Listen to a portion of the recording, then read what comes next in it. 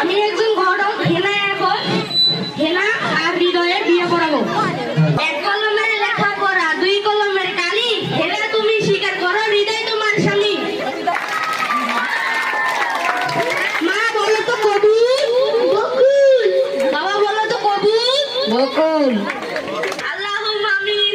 হৃদয় আর হেনা সংসারটা যেন সুখী হয় না, হৃদয় আর হেনা যেন মিলেমিশে থাকে না।